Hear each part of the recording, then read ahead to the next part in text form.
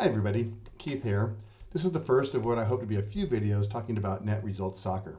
The topic of this video is going to be the cards and some of the customizations I've made to the cards in the sets that I'm able to put out now. I want to talk about the ratings, how those look on the cards, and how different things play out with the different ratings. Before I do get started though, I want to thank David Troppins for creating the game Net Results Soccer and allowing me to continue on making these sets. I looked back in the first game that I bought from him was a little over 8 years ago. Since then, I've played thousands of games, and what has come of that is creating these cards and helping me play out the game the way I want to play it out. Those have changed a little bit from how the original cards are, but I'm going to discuss that a little bit, what the changes are and kind of why I made those changes, and then looking forward to the next few videos on what I want to do in this step through playing a game. So let's get started looking at some of the cards. I've given a good example of a few of the cards from last year's Premier League set here. I have goalkeepers, players, and a team card. So we can go through the settings and see what they look like. The first thing, let's go through the goalkeeper cards. All the players in the sets or all the players that have played in the league are carded. They're carded for the teams they played on. So if a player played for two teams in the same league during the same season, they'll have two cards, one for each team. The stats on those cards and the ratings on those cards will reflect how they played for their team. So Tim Krul is the first keeper that I've brought up from Norwich City.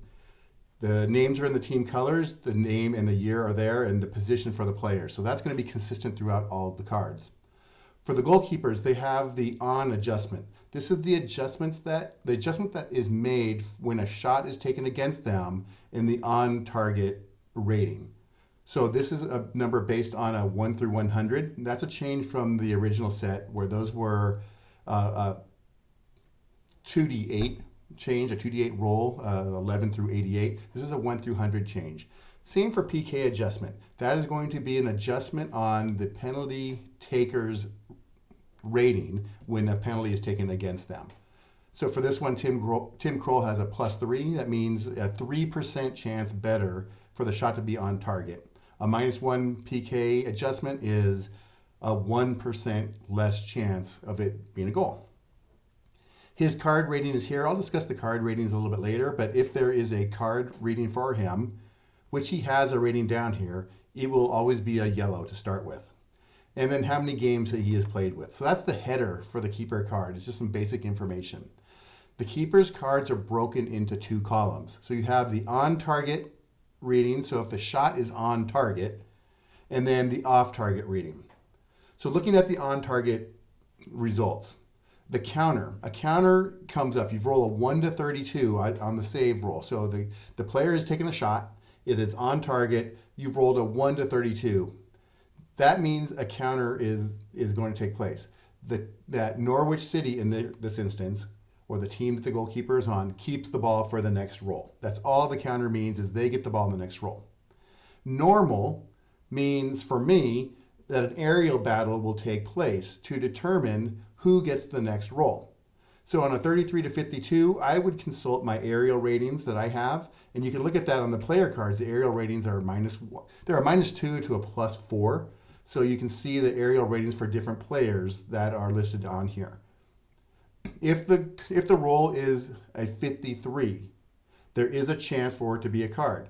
This is one of the more confusing areas. I'll get into a little bit more detail on the player cards, but in this case, if a roll is a 53, and then your check dice, which is for me normally the defender dice, depends on the roll. If that's a 7 or lower, then the keeper would get a yellow card here. Otherwise, if not, it's a P. It's play on. I play it as normal. This keeper has an own goal rating. So the same thing. If it's a 54 and the check number is a 7 or lower, an own goal happens. So the shot's on target. He makes the save, but then the ball bounces off the post, hits him, and goes in. Something like that. So that's how you can kind of visualize that. Krul was not fouled last year, so that's why I added Forster's card up here. He has a foul rating. So for Forster, a 63 through a 65 would be a foul, and then a 66 with a check of 8 or lower. So the foul rating would go here. The corner rating is a holdover from the original cards. I haven't decided what I want to do with that spot yet. I've left it there. There are some players that some keepers have scored a goal. And so Allison from 2 years ago from Liverpool, he scored a goal. So I put the goal rating in here. So you might see that very rare instance if a keeper scores a goal. Then if that rating would have come up, I would count it as a shot for the team, the goalkeeper's team, and a goal.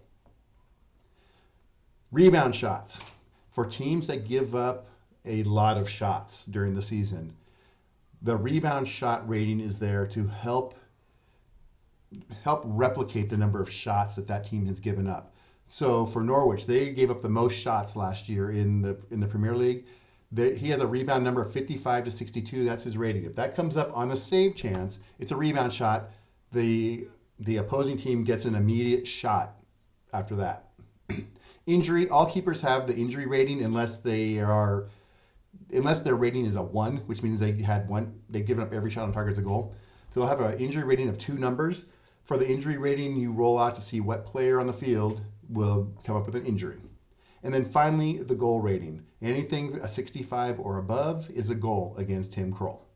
So that's the on-target ratings. The off-target's a lot simpler. There's only a few ratings there. The counter, which means their team keeps the ball. So Norwich would get the ball on a 1 to 65. Anything above that, a 66 or above, then I'm going to do an aerial check. If you don't want to do aerials, then you just roll out a normal possession roll after that shot. Forster is here, same concept, the same header. He was a +8, so a 8% higher chance than the league average to get the shots on target against him. And a +10 on penalty kicks. He wasn't very good at stopping penalty kicks. The card is pretty much the same, no rebound shots, but he did have a foul rating there. His rating is of a 69 or above. One other thing that I added is the goalkeeper stats. I was looking through that. The player stats were on the original cards. The keeper stats weren't. And the first few sets I created, I didn't have keeper stats. I thought it would be kind of cool to put that on there. So you can always look to see the keeper stats and what his goals against average was, how many clean sheets, and what his record. Norwich wasn't good last year. 4, 5, and 20 is his record. He took the brunt of a lot of their losses. I also put the team's logo on there. It just was a touch, and I just thought it made the cards pop a little bit more. I like the logo. It makes it feel more, I can just feel the game better. Looking at the player cards, the first main card I want to look at is Martinelli's card. He has a lot of the ratings that are in the game. The other cards that I've listed have some specific ratings, so I'll go through that as well. Same thing, the player's name in the team colors, the team name, the year, and the position. Attack midfielder. I go through the process whenever possible of trying to get the positions based on the positions that the player played throughout the year. There's a lot of copy and pasting from whoscored.com, but I can pull out in their starts the amount of minutes that they played in the starts at those positions. I call it the Ashley Young effect. He was a player for Ashley Young, played for Manchester United, and he started out as an attack midfielder. And as the years went on, he moved back to become a defender, and he was a wing back or he was a full back, but he was always still listed as an attack midfielder. And so I tried to find a way to really replicate correctly the position that they would play. Player has an on rating. So when they get a shot, if the shot is not stopped by the defense, then you roll a 1 to 100 to see if it's going to be on target or not. His rating is a 29. His goal rating. So now the shot is on target. You roll a goal rating to compare to the goalkeeper's goal rating. Martinelli gets a +2, so he was a little bit better than the league average in getting his shots in once they were on target. An endurance rating. This is a rating of at 65 minutes. If you roll an endurance check against Martinelli, then he would trigger that endurance. It would be that endurance trigger. What you do with that is going to vary. I play it a little bit differently because I do as played lineups, as played subs. So I do a performance degradation to the player or now the team. But as the rules are written, if you hit an endurance rating, then that player should be subbed off. The card rating. So he has a yellow with a star next to it, an asterisk next to it. That means if he gets a yellow card, he rolls the card rating. The first card is a yellow. But he received a second yellow red card last year. So that's what the asterisk will indicate. If he rolls a second yellow card rating or reading, that second card starts with a range. The second roll is a 1 to 20 to see if that second card is a red card or not. On a player with an asterisk, that rating starts at 11. So you're rolling a 1 to 20, you already have a 50% chance that the card is going to be red. As the time goes on from when they receive the yellow card, the chances for that increase. What I do is increase every 5 minutes that they play. I add one more. I think it's every 5 minutes. I think I actually changed that because I was getting too many second card yellows. I may have added it to every 10 minutes. But every 10 minutes just because of trying to balance out those numbers. So for him, after 10 minutes after his card, then that number would go to 12 to 20, and then 13 to 20 after 20 minutes, and so forth. His D rating. This is the rating that you would do if there was a shot and he was the defender that came up, a shot attempt and the defender that came up. On a 1 to 20 roll, on a 1 to 3, he stops that shot attempt from happening, or at 4 to 20, the shot is through the defense, and now you move on to the shot phase. His foul rating. So this is going to be the foul rating that if he's the defender, when a player rolls into these foul numbers, that you would check that foul rating to see if it's a foul or not. And we'll get into that in a minute. So all the players have that same type of header. Depending on their ratings, obviously the number is going to change. The corner kick rating. One of the customizations that I've made here also is I play a plus minus rule for the teams. So this was an old customization, an old house rule that someone had put into the Delphi forums about if a player rolls a corner kick on an 11, there's a chance that he's going to add points, and you can call it momentum points, you can call it, I don't know, energy points, whatever you want to call it. You're going to add points to your team to enhance your chance of getting better possession. So let's say, for example, the season starts with a 1 to 11 possession number for the home team. And Martinelli rolls an 11, a straight 11. 11s are always corner kicks. So he's going to get a plus minus. Depending on his position, he'll get points for that team's momentum factor or possession factor, whatever you want to call that. For an attack mid, they get 3 points. A forward gets 2, a midfielder gets 4, a defender, D-mid gets 5. So that's the amount of points they get. The way I play it, if the home team has more points in that than the away team, they get a 1 point bonus in possession. So they'd go to a 1 to 12. For the away team to help replicate home field advantage, they need to have a 2 point advantage on that rating. So I roll an 11. The possession number has to be an odd number. If it's odd, he gets points added based on his position. If it's even, he gets points taken away. 2 points, 1 point taken away. He gets 1 point taken away from that team number. So every straight 11 is a corner. Every straight 11 impacts that possession momentum number for me. On a 12 through a 14, well, hopefully that makes sense. If not, you can ask questions and I can try to explain further. On a 12 through 14, another customization, I added the corner kick defense to the team cards. You can see on Brighton's team card down here, they have a corner kick defense. On a 12 through a 14, it's a 1 to 100 roll. On a 1 to 38, it's going to be a corner. No, actually, a 1 to 38, they stop it, sorry. 1 to 38, they stop it. On a 39 to 100, it's a corner kick. So that allows the team number to affect the number of corner kicks that the team gives up. The foul rating, a 15 to 16, if you roll that, 15 to 16 is a straight foul. How you determine who the foul is on, the original rules were the defender's roll that came up, that defender got the foul. I've kind of written a table in Excel that takes the player's actual number of fouls that they have, their foul percentage rate, and it determines who the foul's on based on that. It's a random number roll. His 17 to 18 is a foul 5. So he rolled a 17 to 18. If the defender that comes up on that roll, let's say it's Fred, for example, here. I roll a foul 5. Fred's foul rating is a 4. That is not going to be a foul. It will only be a foul if it was a 4 or lower. So foul 5 only will be a foul for players that have a foul number of 5. His foul number is for a 4 is a 21. Same thing, same concept for the 4s, the 3s, the 2s, and the 1s. Those are going to be a check on the defender to see if the foul rating for the defender is equal to or below that number.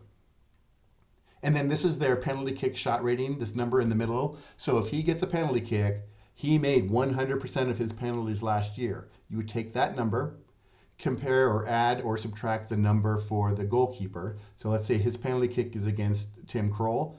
He would have a 99 on a 1 to 100 roll. He has a 99% chance of scoring.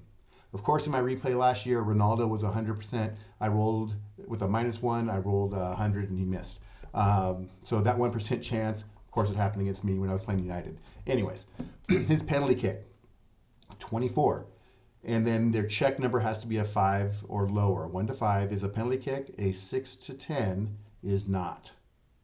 So let's talk about that number a little bit. Let's look at his offside rating. His offside rating is a 25 to 27. 27 with a 3 on the check. One of the biggest confusing things that I've seen on the message board, and I actually had the same thing when I first started playing the game, was this check roll.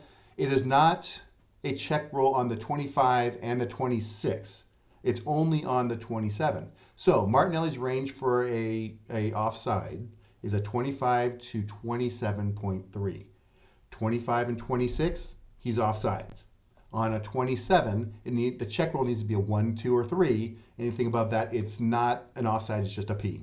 Make a normal play.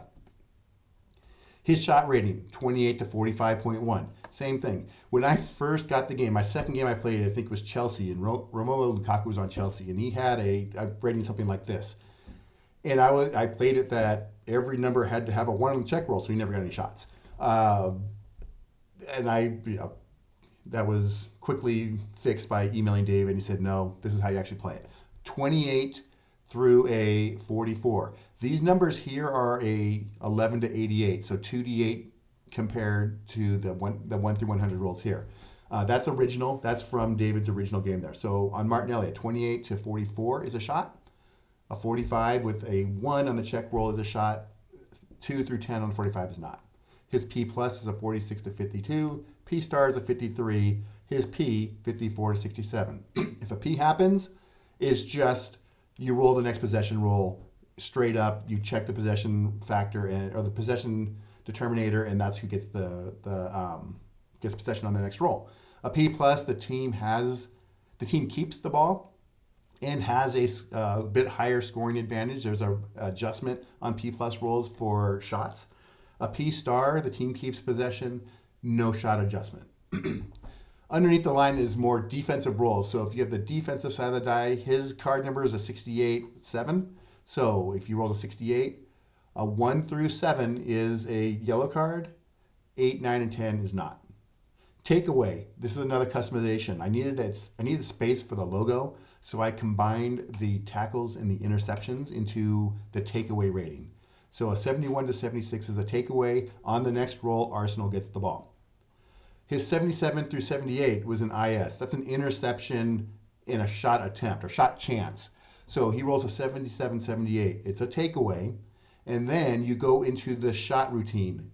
Does the defense stop the shot? If the shot is not stopped, then is it on target? Is it a goal? So forth. So this would trigger a shot for Martinelli automatically from that roll.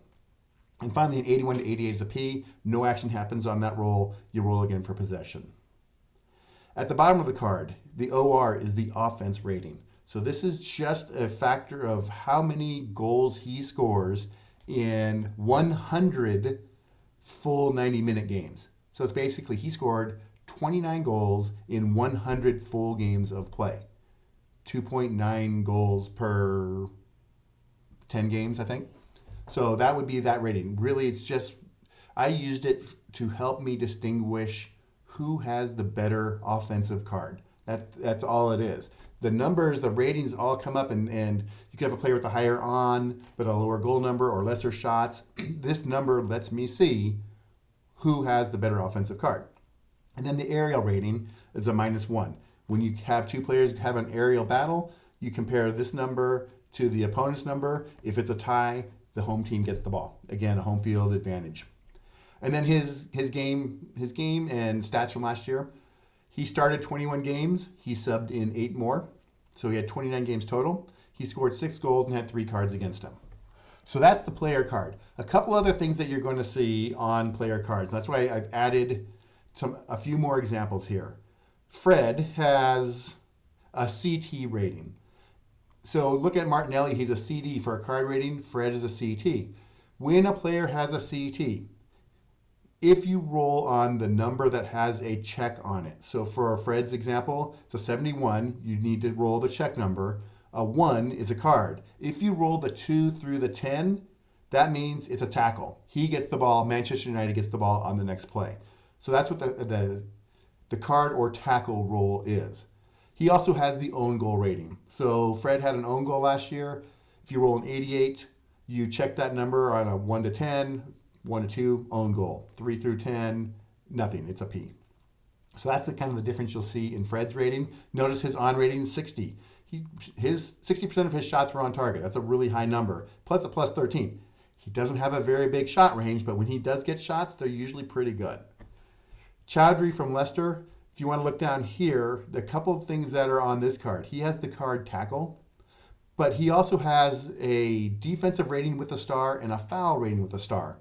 These were added a little bit later on in the time with David making the cards. The D star means if he makes a defensive stop. So there's a shot. The other team is attempting or has a possible shot attempt. And Chowdhury is the defender for that. You roll a 1 to 20. On a 1 to 3, he stops that shot attempt plus takes the ball away. And Leicester gets the ball on the next roll. The same thing on a foul. So Martinelli, for example, rolls a 17 or an 18. That's a foul 5 check. Chowdhury is the defender on that check. He is a 4-star. So because it was a foul 5, that is higher than Chowdhury's defensive rating. And he has the star. That means he takes the ball away and Leicester gets the ball on the next turn. The last thing that you might see is the endurance with a star next to it. Players that don't start any games throughout the year have an asterisk at the end of their endurance rating. That endurance rating is typically going to be a pretty low number because they only subbed in. That's how the average amount of minutes they play per game. And the star means they didn't start any. So that's it for player cards. Hopefully I covered everything there. Moving on to, one more is Robertson. He has a rating, I did want to talk about this, a 17 red. So last year, Robertson had a card that was a straight red. Players that have that red rating will, when they roll in their card, they receive a card, it's going to be a yellow card, but you have to do a 1 through 100 check to see if it's a straight red or not. So for Robertson, a 1 to 17, straight red, he's out. An 18 through a 100 is a yellow card. So that's what that red means on the card. The last type of card to look at is the team cards. So I have Brighton's card here. I put the stadium that's in there. Hopefully it's accurate. It's kind of hard when teams change stadiums a lot. It doesn't happen that much in the Premier League, but in the MLS and the NWSL, those stadium names change a lot. So hopefully it's accurate, and I apologize if it's not. The record from their season last year, how many points and what place they came in. So Brighton was 12, 15, and 11. 51 points, came in 9th place. Their team defense is here. And people have asked about what is the team defense for. You can choose how to play defense or how to roll your defensive roles in this game. The first choice, the choice in the rules is if there's a shot attempt, the defender that's on the play, you check the 1 through 20 against his D rating, and that's going to determine if the shot attempt is stopped or not. So Martinelli's a 3, Fred's a 5, Rodon's a 9. You would just do that check. However, if you don't want to do that, you can have a team rating, a team defense rating. That would be every shot attempt against Brighton would be checked on a 1 to 5. If it hits, that is a stopped shot attempt. A 6 through 20, the shot would be allowed.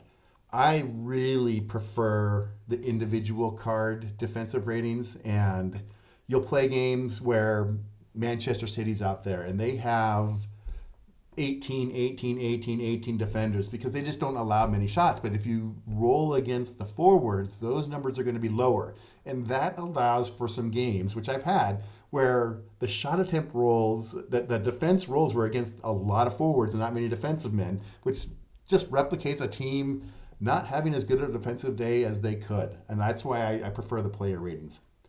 You have the goals for. They had 42 goals last year, which ranked 15th in the league. They allowed 44, which was sixth best in the league. So that is there just for purposes for you to be able to look at to see how good of offensive or defensive team that they were. The last two ratings are the important ones.